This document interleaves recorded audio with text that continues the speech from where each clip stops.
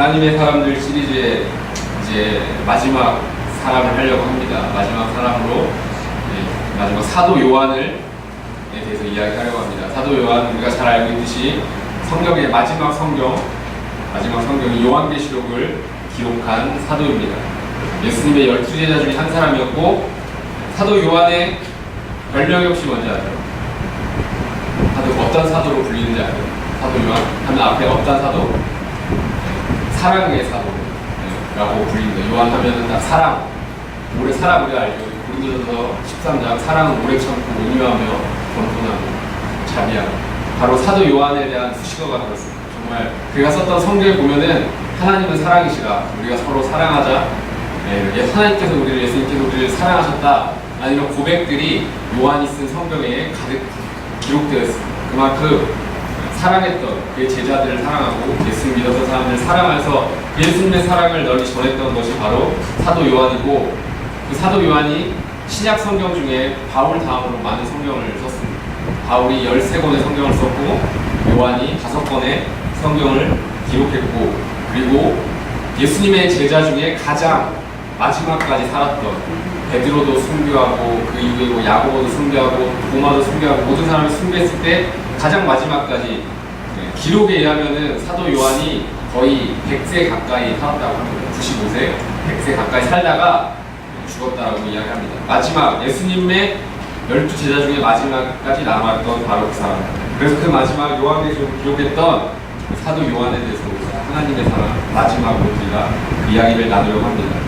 그런데 이 사도 요한이 이렇게 성경을 기록하고 사랑의 사도라는 별명이지만, 사실 예수님을 처음 만났던 요한의 모습은 이러한 모습을 상상하기가 어렵습니다. 예수님께서 요한을 처음 만나고 제자로 삼았을 때 예수님이 직접 붙여주신, 요한에게 붙여주신 별명이 있습니다. 혹시 아세요? 뭔지 아세요? 네.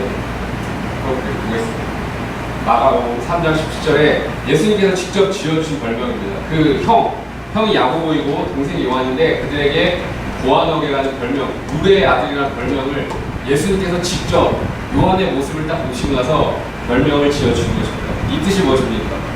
누레와 같다라는 얘기. 즉, 요한의 성격이 굉장히, 우리 지금식으로 말하면 굉장히 다혈질이었던 거예요.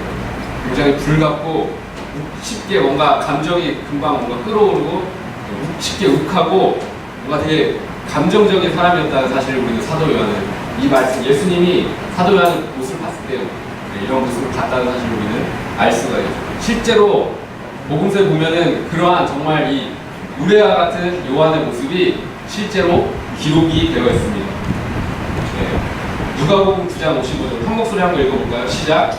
주여, 우리가 불을 명하여 하나님을 쫓아내어 저희를 멸하기를 원하시나이다. 이게 사도 요한이 했던 말이에요. 사도 요한이 했던 말인데, 언제 했냐면 예수님이 지금 갈릴리에서 예루살렘으로 이제 가는 길입니다. 가는 길에 그 중간에 뭐가 있냐면 사마리아 땅이 있어요. 사마리아 땅을 지나는데 사마리아 사람들이, 예수님이 그 땅을 지나서 가려고 하는데 사마리아 사람들이 못 가게 가로막습니다. 오지 못하게, 그 땅을 지나지 못하도록 그 마을 사람들이 예수님을 통행하는 것을 가로막게 됩니다. 그래서 그 모습을 딱 봤던 사도 요한이 성격이 우리와 같다고 했죠. 불같고 다혈질이고 순간 욱해서 지금 얘기하는 겁니다. 감히 우리 선생님의 지금 이곳을 지나가야 되는데 그 길을 가로막아. 그러니까 예수님한테 말하는, 예수님 그냥 지금 하나님이시니까 불을 내려가지고 그냥 여기 다 쓸어버려버리고 우리가 갔으면 좋겠습니다. 이렇게 하기 원합니까? 그 지금 그 마음에, 그 불같은 마음에 지금 이야기를 한 거죠. 불로 그냥 확 여기를 쓸어버렸으면 좋겠다, 이런 말을 하는 거죠. 바로 이 모습이 원래 요한의 모습, 실제 요한의 모습인 것을 우리는 이 모습을 통해서 발견할 수 있게 되는 것이죠. 자, 이뿐만 아닙니다. 요한, 그 사랑의 사도라고 불리는 요한, 정말 오래 참고 겸손하였던 그 성경을 기록할 때 거기에 그 많은 것들이 나오지만, 또 이 사도 요한에는, 사도 요한이 실제 모습, 불같은 성격과 함께 그에게는 또 뭐가 있었냐면 욕망이 있었어요. 욕망. 어떤 욕망이 있었어요? 어떤 예수를 만났을 때 어떤 욕망이 있었을까요? 네, 한번 우리 이 말씀 길지만 한번 읽어보겠습니다. 시작. 세베대의 아들 야고보와 요한이 주께 나와 여짜오되, 선생님이여, 무엇이든지 우리의 구하는 바를 우리에게 하여 주시기를 원하옵나이다. 이르시되 너희에게 무엇을 하여 주기를 원하느냐. 여자의 주의 영광 중에서 우리를 하나는 주의 우편에 하나는 좌편에 앉게 하여 주소서. 아멘. 지금 이해하는 거죠. 예수님, 당신이 이제 왕이 되면, 형제가 얘기하는 겁니다. 형 야고보와 동생 요한이 왕 되면 그 가장 왕의 높은 자리에 앉게 되면 그 옆에 가장 높은 두 번째 자리, 오른쪽 왼쪽 자리를 우리 형제에게 주십시오. 그 안에 지금 요한의 마음에 욕망이 있는 거예요. 예수님을 따라다니지만 사실 그 안에 예수님을 따르는 목적이 예수님이 나중에 왕 되면 나 그 옆에 한 자리 차지할 거야. 내가 예수님한테 잘 보여가지고 예수님 옆에 항상 붙어가지고 실제로 요한의 모습을 보면은 예수님 옆에 항상 꼭 붙어있어요. 항상 예수님 가는 곳에 요한이 항상 옆에 있고, 그리고 우리 최후의 만찬 그림에도 나오지만 예수님 딱 있고 그 품에 안긴 사람 있죠. 그림에 보면 그 사람이 누구냐면 바로 요한이죠. 품에 안겨서 예수님 가장 가까이에 예수님 곁에 있었던 사람입니다. 이런 욕망을 가지고 있습니다. 하나님이 그 자리에 왕 되면 나는 그 자리에서 내가 높은 자리에 내가 한번 차지하고 내가 한번 그 힘을 발휘해보겠다. 그 열정, 불과 같은 그런 마음들을 가지고 있었던 것이 요한인 것이죠. 근데 중요한 사실은 지금 이 이야기를 지금 요한이 예수님께 저 한 자리 주십시오라고 하는데 이 이야기를 언제 했느냐를 우리가 주목해서 봐요. 예수님께서 이 직전에 어떤 얘기를 하는지 우리가 봐야 돼요. 예수님이 지금 이러한 이야기를 하기 전에 예수님이 어떤 이야기를 하냐면 제자들을 모아놓고 이야기를 하는 거죠. 내가 이제 예루살렘으로 가는데 예루살렘으로 가서 내가 이제 십자가에 내가 사람들에게 잡혀서 죽을 거고 그리고 내가 부활할 거야. 이 이야기를 한 거예요. 지금 예수님이 나 죽을 거야. 좀 있으면 나 저기 가서 죽을 거야. 그리고 나 다시 살아날 거야. 이 이야기를 했는데 그 이야기 하자마자 이 두 사람이 그 이야기는 들은 채도 안 하고 관심 없는 거예요. 예수님이 죽고 다시 살아나는 거 그들에게 예수님이 몇 번이나 얘기했지만 관심 없어요. 그들의 관심은 자기 자신. 내가 어떻게 예수님께 잘 보여서 한번 높은 자리를 한번 차지해볼까 라는 것이 요한의 관심이었던 것이죠. 이 말씀, 예수님 함께 했던 모습을 통해서 요한의 실체를 보게 됩니다. 요한의 원래 모습, 불같은 성격, 욕망에 가득 찬 요한. 하지만 그런 요한이지만 요한은 항상 예수님 곁에 그것이 자신의 어떤 것일지라도 제가 어떤 자리를 차지하고자 하는 욕망일지라도 그 안에 분명한 사실은 그 스승이었던 예수님에 대한 그 사랑이 뜨거웠다는 사실을 우리 또한 보게 됩니다. 정말 불같은 성격, 우리와 같은 성격, 우리도 그렇잖아요. 다혈질인 사람이 뭔가 되게 욱하고 막 급하고 하지만 또 그 안에 좋은 모습이 뭐가 있냐면 굉장히 사랑이 많아요. 감정이 풍부하기 때문에 사랑이 많죠.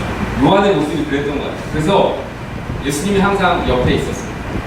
예수님이 항상 중요한 기적을 행할 때 12제자를 저번에 한번 이야기했었죠. 12제자를 다 데려가는 것이 아니라 항상 아주 중요한 곳에는 3명의 제자를 데려갔지만 그 자리에 항상 요한은 껴있었습니다. 베드로와 야고보와 요한 항상 그 자리에 껴있었던 것이죠. 그리고 아까도 얘기했지만 최후의 만찬, 예수님 마지막 만찬의 자리에 예수님 품에 그냥 옆에 있었던 것이 아니라 예수님의 그 완전 품에 안겨있, 성경에 보면 예수님 품에 있었다라고 기록이 되거든요. 그만큼 예수님과 가까이 있었던 사도 요한. 그리고 심지어 사도 요한의 모습 가운데 우리가 발견하게 되는 것은 예수님께서 마지막 죽으실 때, 십자가에 못 박혀 죽으실 때 모든 한 명의 제자는 예수님을 팔아버리고 베드로는 예수님을 3번이나 부인하고 다른 모든 제자들은 예수님을 떠나 도망가서 흩어져 버렸지만 요한만큼은 그 모든 제자들 중에 유일하게 예수님의 그 죽으시는 십자가의 자리에 함께 하고 있었습니다. 그래서 요한이 썼던 요한복음을 보면 다른 성경에는 기록되지 않은 말이 나와요. 예수님이 했던 말이 나옵니다. 그게 뭐냐면 예수님 마지막 죽으시면서 했던 말. 내가 이제 다 이루었다 하시고 죽으시는데 다른 성경에는 그 이야기가 나오지 않지만 요한은 그 장면을 가까이서 봤기 때문에 눈으로 직접 예수님이 십자가에 죽으시는 그 모든 광경을 직접 봤기 때문에 그는 예수님이 마지막 내가 다 이뤘다. 내가 이룬 것이 내가 이 땅 가운데 와서 해야 할 일들을 내가 다 이뤘다. 구원의 역사를 내가 다 이뤘다 하시는 그 말씀을 다 들었던 것이죠. 그리고 요한복음에 그가 보았던 그것을 기록을 하는 것을 알 수가 있습니다. 그리고 그 요한은 예수님의 어머니 마리아를 예수님께서 말하죠. 요한에게 십자가에서 요한을 바라보면서 이제 나의 어머니가 너의 어머니라고 이야기하는 요한은 예수님의 어머니를 끝까지 책임지고 함께 어머니를 모시고 살아가게 되는 것을 보게 됩니다. 불같았던 그 성격에 뜨거웠던 그 불같았던 요한, 그리고 뭔가 한 자리를 차지해보고자 했던 요한이 과연 언제 예수님을 따라다녔을 때 과연 언제 그가 바뀌게 되었을까? 언제 변화되었을까? 사랑의 사도로 그가 언제부터 그것이 그의 인생이 점차 바뀌었지만 가장 중요한 시점이 언제였을까? 그가 변화되었던 정말 제자로서 온전한 제자로서 변화되었던 그 시점이 언제였을까? 저는 아마도 그 십자가상에 죽어가는 예수님을 직접 보았을 때, 그 현장의 눈앞에서 그 모습을 보았을 때 그는 그 모습을 보면서 변화되고 깨닫게 되었다고 생각합니다. 예수님이 그토록 이 땅 가운데 내가 이 땅 가운데 온 것이 내가 어디 혁명을 일으키고 내 여기를 막 뒤집어버리고 내가 왕이 되려고 온 게 아니야. 예수님은 수없이 얘기했습니다. 나는 죽으러 왔어. 이 세상에 많은 사람들의 죄를 대신해서 내가 죽으러 왔어. 그리고 내가 그 죄를 담당하기 위해서 내가 죽을 거야 라고 그토록 얘기했지만 전혀 그것이 귀에 들어오지 않았던 요한이었죠. 아까 얘기했던 것처럼 그 얘기하실 때 예수님 제가 그 옆에 좋은 자리 저에게 주십시오 했던 요한입니다. 이 모든 것들이 그 과거의 일들이 예수님과 함께 했던 예수님이 이야기했던 모든 것들이 예수님 십자가상에 죽으실 때 비로소 요한이 깨닫게 되었을 것입니다. 요한복음에도 그러한 기록이 나옵니다. 예수님이 이야기하실 때 내가 나중에 십자가에 달리게 될 때 내가 하늘 위에 달리게 될 때 너희가 비로소 깨닫게 될 때 그 일이 무엇인지 그 일이 무엇 때문에 일어나는지 너희가 깨닫게 될 거야 라고 얘기하셨는데 요한이 실제적으로 그것을 경험하고서 요한복음에 기록을 했던 것이죠. 그걸 깨닫게 된다. 예수님이 그 죽으심이 얼마나 위대한 사랑인지 그 고통당하신 그 스승이 정말 십자가에서 피 흘리면서 여러분 한번 상상해봤으면 좋겠어요. 그 제자가 예수님이 그냥 죽는 것이 아니라 가장 참혹한 그 십자가에 실제로 그 앞에서 지금 피를 흘리면서 죽어가는 그 장면. 그런데 그 장면을 바라보면서 그냥 단순히 그것이 처음에는 그 모습을 바라보면서 정말 예수님이 끝까지 버티고 살아서 이 나라를 뒤집어 버렸으면 내가 좋은 자리에 차지했을 텐데 나의 스승이 죽다니 이런 안타까움을 넘어서 그런 마음이 아니라 예수님이 십자가에 죽으심이 그 일을 위해서 오셨던 것이 아니구나. 예수님이 죽으심은 우리를 사랑하셔서 우리 인간을 사랑하셔서 십자가에 우리 죄를 대신해서 지금 죽어가시는구나라는 사실을 보게 되면서 그리고 예수님이 지금 죽으시지만 그 전에 예수님께서 제가 옛날에 얘기할 때는 그렇게 듣지 않았는데 예수님은 다시 살아나시겠다고 약속하셨고 이 죽음이 끝이 아니구나.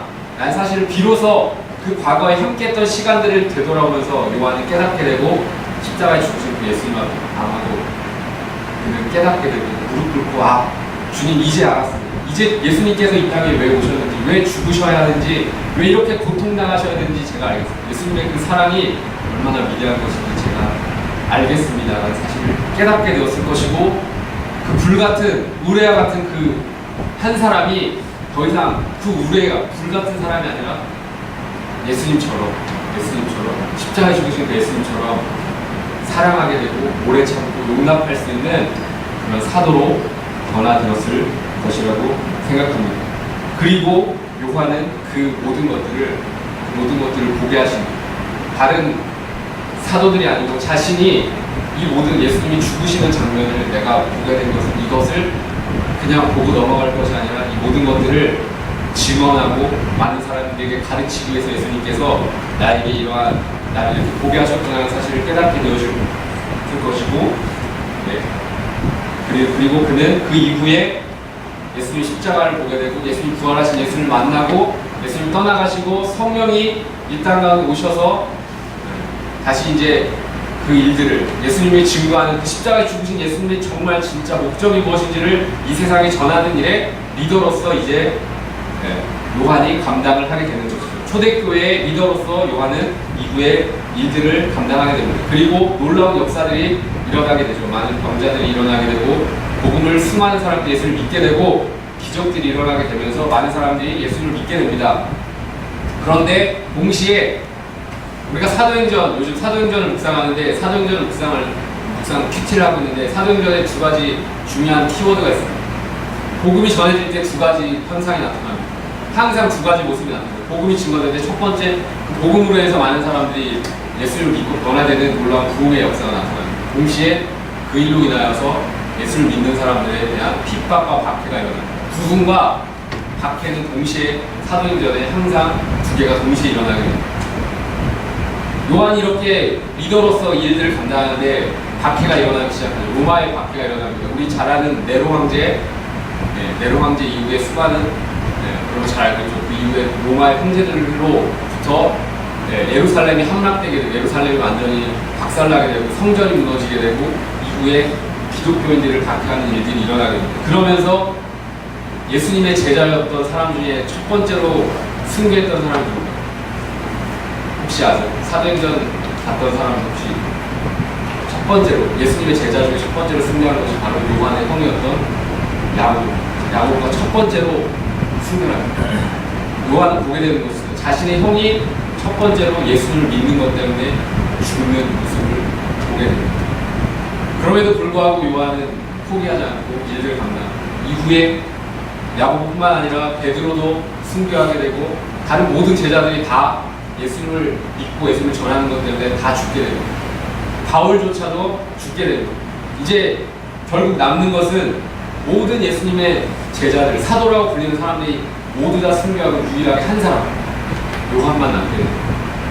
요한만 남게 됩니다. 그 요한도 그런 가운데, 그 어려운 가운데 복음을 전하다가 붙잡혀서 유배됩니다. 우리 마치 북한의 정치범 수용소 같은 곳에 있죠. 지금 그런 곳과 같이 감모섬이라는 곳에 요한도 유배가 되어서 그 가운데 극심하게 노동을 하면서 지냅니다. 그 가운데, 그 어려운 가운데 기록한 것이 바로 요한계시록입니다. 그런 가운데 요한계시록 그때 그 환상을 보게 되어지고 이제 돌아오게 됩니다. 그 박해했던 로마 형제가 죽어서 돌아오게 됩니다.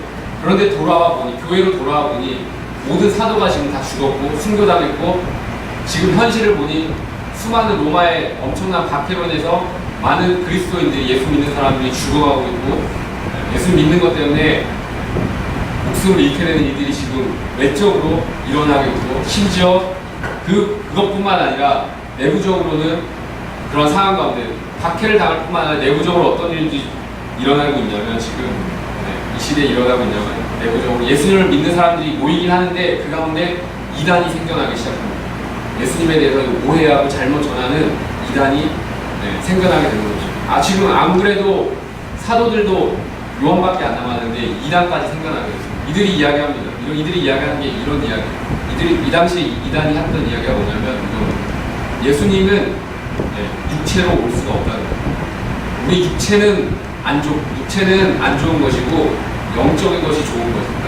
영은 좋은 것이고 육체는 안 좋은 것이라 이분법으로 딱 갈라놓고 육체는 모든 것이 안 좋다는 거예요. 그래서 육체라는 것이 안 좋은 것 때문에 예수님이 육체, 몸을 가지고 인간이 되신다는 건 말이 안 된다는 사람들이 나오기 시작합니다. 이것을 우리가 영지주의라고 부르게 되는데 이런 이단들이 생겨나서 예수님이 이 땅 가운데 오시긴 오셨는데 그 오신 것이 진짜 우리 인간으로 몸을 가지고 온 게 아니라 그냥 마치 홀로그램처럼 이렇게 그런 모습, 진짜 모습이 아니라 그냥 좀 보여지게, 환상과 같이 보여지게 왔던 것뿐이에요. 하나님인데 인간처럼 보이는 거지 인간이 아니야라고 이야기하는 사람들이 생겨납니다. 그리고 어떤 사람들은 예수님이 이 땅 가운데 오고 그거 말이 안 돼요. 인간은 올 수 없어. 아예 예수님이 온 것을 부인하는 사람들까지 생겨나게 됩니다.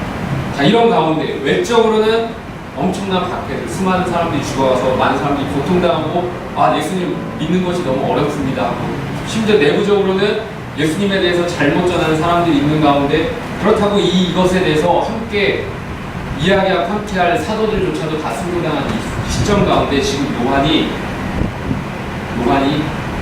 이때 결단을 하게 되는 거죠. 이들을 위해서 내가 써야겠다. 성경 내가 글을 써야겠다. 이들을 위해서 내가 예수님이 정말 어떤 분인지 내가 이제 성경을 기록해야겠다라고 해서 쓴 것이 요한복음이고 요한 1서, 요한 2서, 요한 3서이고 요한 계시록입니다. 이 성경을 그냥 예수님 만났던 예수님 이런 분이라는 것이 아니라 정말 피 흘리는 마음으로 그 당시에 사람들을 고통당한 사람들 그리고 예수님에 대해서 오해하는 사람들에게 이야기. 왜냐하면 요한은 예수님이 정말 죽으시는 장면을 봤죠. 육체이신 예수님이 고통당하는 장면을 눈으로 본 사람입니다. 예수님이 그냥 육체로 온 것에 대해서 아니라고 이야기한 사람들 앞에 직접 보았기 때문에 확실하게 이야기하는 것이죠. 나는 봤어. 예수님이 육체를 가지고 오셨고 고통당하셨고 함께 우리가 먹고 마시고 함께 했고 그 육체를 가진 예수님이 정말 살아나시고 부활하셨다는 사실을 기록하게 되는 거죠. 그래서 요한복음을 쓰게 됩니다. 요한복음을 썼던 것이 바로 그러한 사람들이 있었기 때문에 예수님이 육체로 오신 것에 대해서 잘못된 거라고 한 이단들이 있기 때문에 정말 예수님이 어떤 분인지를 말해주기 위해서 요한복음을 썼던 것이고 요한 1, 2, 3서 기록하면서 썼던 것이고 그리고 마지막 요한계시록을 쓴 이유도 여러분 요한계시록 하면 굉장히 무서운 책 거기 보면은 막 이해할 수 없는 내용들 그래서 뭔가 이거 보게 되면은 나중에 막 큰 환란이 있고 와 이거 보면 무서워가지고 읽을 수 없겠네라고 이야기하지만 지금 우리 이 시점에서 보게 되면 그런 눈으로 보게 됩니다. 이 당시의 요한계시록의 이야기는 어떤 이야기냐면 결국 이 하고자 하는 이야기 우리가 지금 그 당시 사람들에게 이야기하는 외적으로 고통당하고 수많은 사람들이 로마의 핍박이 있고 환란이 있고 어려움이 있지만 우리가 그것을 뛰어넘어서 하늘의 영광이 있고 그리고 예수님이 다시 오심의 소망이 있고 우리가 그것을 바라보고 그 사람들에게 이야기하는 우리가 그것을 바라보고 지금의 어려움과 고통을 우리가 참고 견뎌내고 그것보다 더 큰 영광을 바라보면서 우리 함께 나아가자 라는 마음으로 썼던 것이 사실 요한계시록의 이야기인 것이죠. 당시에 요한계시록을 읽었던 사람들은 이거 무섭네 라고 했던 것이 아니라 그것을 보면서 소망을 가진 거예요. 지금 어렵지만 예수님 다시 오실 거야. 그리고 땅과 그것 가운데 다시 회복이 일어날 거고 우리에게 소망이 있어 라는 이야기를 하게 되는 것이죠. 자, 이것을 통해서 우리는 사도 요한을 통해서 이 시대에도 분명한 우리에게 깨닫게 하시는 것이 있습니다. 이 시대도 마찬가지. 우리가 살아가는 이 시대도 그 당시와 못지 않습니다. 그 당시에 환란과 핍박이 있었다면 지금 이 시대에는 우리가 예수 믿는 것이 자유롭고 누가 예수 믿는 것 때문에 큰 어려움과 핍박이 없다 할지라도 하지만 지금 이 시대 가운데 우리에게 있는 어려움은 외적으로 있는 어려움은 너무나도 많은 유혹들이 있다는 거죠. 예수님을 믿지 못하게 만드는 예수님을 따르지 못하게 만드는 오히려 고통이 있고 고난이 있으면 더 예수를 붙잡을 텐데 너무나 좋은 것이 많고 예수님 외에 예수님을 가지지 못해도 가질 수 있고 만족할 수 있는 것들이 세상에 너무나도 많기 때문에 우리가 그것 때문에 예수님을 오히려 따르지 못하고 예수님을 찾지 못하고 그것들에 우리가 따라가게 되는 거죠. 너무나도 돈의 유혹, 많은 어떤 물질의 유혹, 우리가 눈에 보기에 좋은 많은 것들이 세상 가운데 너무나도 많아요. 우리에게 즐겁게 해줄 수 있는 것들이 너무나도 많기 때문에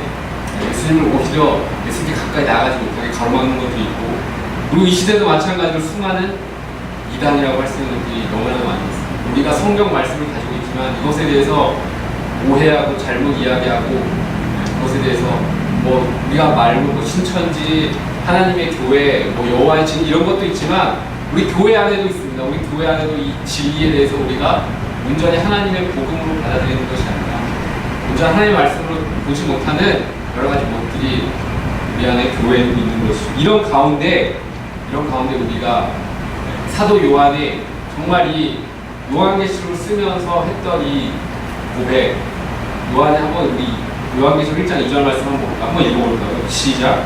요한은 하나님의 말씀과 예수 그리스도의 증거고 자기가 본 것을 다 증언하여 된다.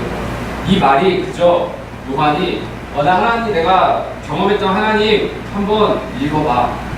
내가 경험했던 하나님, 내가 함께 살았던 예수님이 이런 분이야 라고 이야기하는 것이 아니라 정말 간절함과 그 피 끓는 마음을 얘기하는 것입니다. 제발 이 글을 보면서 너희가 이 글을 보면서 내가 정말 예수님과 함께하고 예수님과 살아가면서 예수님 어떤 분이신지 내가 경험했던 것들 이것들을 내가 정말 전심을 다해서 내가 피땀 흘리며 눈물을 흘리며 내가 쓴 거거든. 이것을 보면서 너희가 이제는 나도 죽으면 사도 요한도 죽으면 이제 더 이상 예수님과 함께했던 사도들이 없는 거예요. 아무도 없어요. 예수님을 직접적으로 봤던 사람이 이제 아무도 없는 상황 가운데 이 글을 내가 남길 테니까 이 글 가운데 예수님이 정말 내가 만났던 함께했던 예수님이 이 글에 기록되어 있어요. 여기에 내가 정말 그것을 전심으로 담았으니까 이 글을 보면서 예수님을 어떤 분인지 예수님 한번 너희들이 꼭 잊지 않았으면 좋겠어라는 이 절실한 마음을 가지고 모든 요한복음과 요한 1, 2, 3로 요한계시록을 썼던 것이죠. 우리에게도 마찬가지입니다. 그것이 끊임없이 이어져서 그 성경이 그 말씀이 그 시대부터 지금까지 이어져서 보존되어 왔던 것이죠. 많은 사단이 끊임없이 이 말씀을 없애보려고 노력했지만 이 말씀은 지금까지도 남아서 요한의 그 절실한 마음이 여전히 남아서 우리에게도 이야기하는 것이죠. 제발 이 성경 가운데 예수님이 있습니다. 살아계신 하나님의 아들, 하나님이신 예수님이 있습니다. 내가 보았고 내가 경험했고 내가 함께했던 그 예수님이 내가 거짓말하는 것이 아니라 증언하고 내가 진심으로 내가 이야기하니까 한번 이 성경 가운데 예수를 만나봐라는 마음으로 우리에게 성경을 주는 것이죠. 그리고 이야기합니다. 3절에 이 말씀을 읽는 자와 듣는 자와 기록한 것을 지키는 자가 정말 복이 있다라고 이야기합니다. 이 성경 가운데 하나님이 있고 예수님이 있기 때문에 이것을 너희가 읽고 듣고 이것을 지키는 사람이 진짜 복이 있는 사람입니다. 다른 것이 복이 아니라 우리가 가진 이 성경이 정말 이것이 하나님, 여기 하나님이 있습니다. 이것이 하나님의 말씀이라는 사실을 너희가 잊지 말고 이것을 보존하고 끊임없이 이것을 보면서 이건 하나님 너희가 만났으면 좋겠어라는 이 요한의 고백이 당시 시대뿐만 아니라 지금 이 시대, 이제 예수님이 때가 가까우니라, 때가 가까이 오고 있죠. 예수님이 오실 때가 가까이 오고 있습니다. 그 당시뿐만 아니라 점점 더 가까이 오고 있는 이 시대에 우리가 붙잡아야 될 것이 무엇인지 사도 요한은 절절한 마음으로 우리에게 이야기하고 있는 것이죠. 이 말씀을 보면서 사랑하는 우리 형제 자매들, 우리에게 주어진 이 말씀이 그저 성경 말씀이 66권의 어떤 종교적인 경전, 우리에게 좋은 어떤 것, 교훈을 주는 것을 넘어서 이 말씀이 바로 그 당시 사도들이 경험했던 하나님의 아들, 우리를 위해 죽으시고 부활하신 예수님을 직접 경험하고 그것을 믿게 하기 위해서 우리에게 주었다는 사실을 기억하면서 우리가 그 말씀을 대하고 우리가 마지막 하나님의 사람의 이 요한의 이 부탁과 함께 우리가 이 마지막 시대에 정말 이 수많은 이단들이 횡행하고 우리를 유혹하는 많은 것들이 있을 때 우리가 이길 수 있는 데는 말씀 앞에 우리가 나아가고 말씀 앞에 하나님을 만나는 것밖에 없습니다. 말씀 앞에 나아가는, 말씀을 사모하고 사랑하는 그러한 우리 귀한 청년들 되시기를 예수님의 이름으로 축복합니다. 아멘.